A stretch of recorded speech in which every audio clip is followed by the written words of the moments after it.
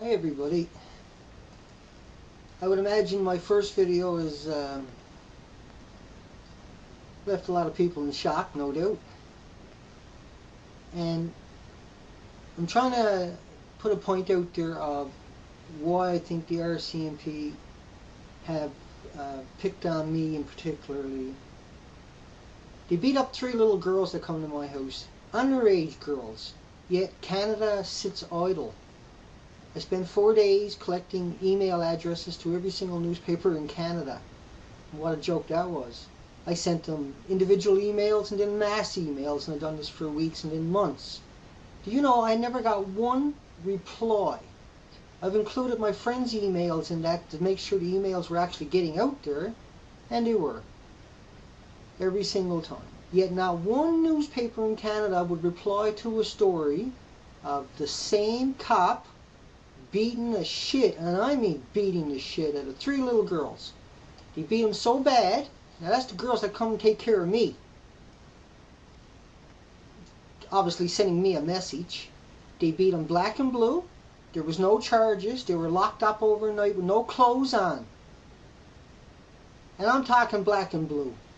The hospital wouldn't even look at them. The hospital in Port Hardy in particular only deals with government friends and families.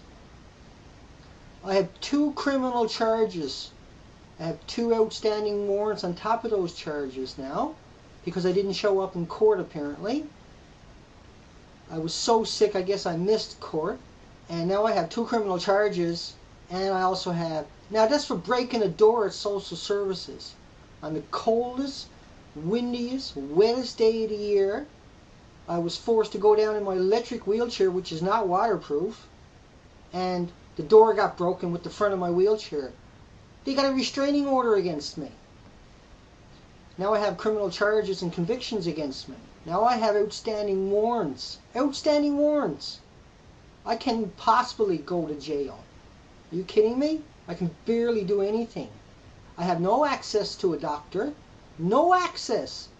That means the whole community has turned their back on me. In the government only. The non-government people love me here. The government has turned their back. The in-court orders filed against me. Now, you're not going to believe this one. I have been declared a threat to all RCMP. I have been declared a threat by all local government agencies. I have been declared a threat by the local hospital. Are you kidding me? All I done was wanted a hospital bed. And I waited 7 years for it. Meanwhile, every government friend and family member got everything that they ever wanted, but the non-government gets nothing. It's like that in every single town, right across Canada, bar none. It's about the Lions Den and the Freemasons control every single town. All RCMP have to be Freemasons. And you're going to tell me this is a country, and we're going to let this old school, this very old school system that's been around for 100 years mock Canada. Canada, you're a joke. You sit back and you eat your popcorn and you watch your Canadian government censored TV channels. If not one newspaper in Canada is going to run the story of 3 underage teenage girls who were brutalized, thrown in a jail cell naked, some of them can't even remember what happened to them, and every part of their body was covered in bruises and scratches. How the hell can you justify that? And you're going to tell me that the cops never even got yelled at. They should have been thrown in jail. And instead, they're out there destroying every non-government kid in another town. And this goes on and on and on. The hospitals back up the cops. Anybody goes to the hospital with police abuse complaints, they don't get to see a doctor. You're going to tell me that's a coincidence? They have barbecues together. The nurses and the cops are the best of friends. The teachers, the schools are the same way. They only abuse non-government kids. You're going to tell me that this can't change or doesn't have to change? You're wrong. This is part 2. Let me tell you something. This is nothing. Part 3 is going to be a smack in the mouth, okay? Make no mistake about it.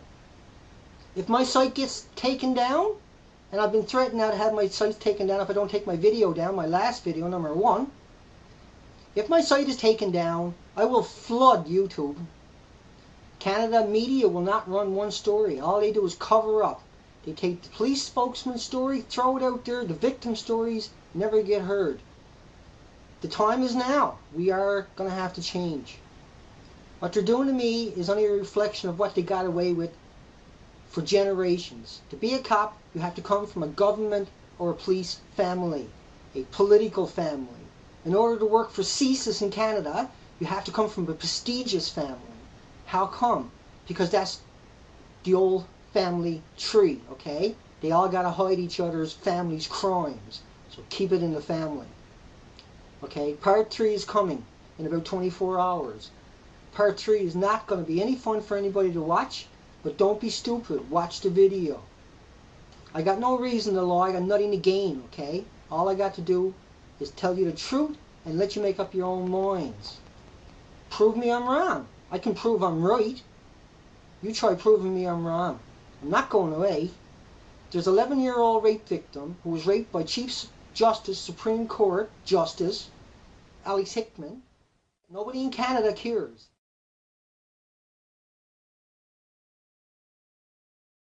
He's there for his sister who was raped and impregnated by a judge. We can't get his DNA.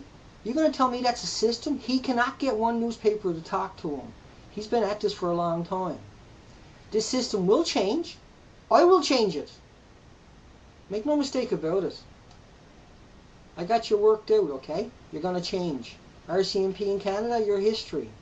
The nurses in Canada, you're disgusting people. Disgusting. The doctors in Canada, hideous people. Canada needs to change. Canada will change. And Canada is about to change. I will make sure of that at all costs. Take care.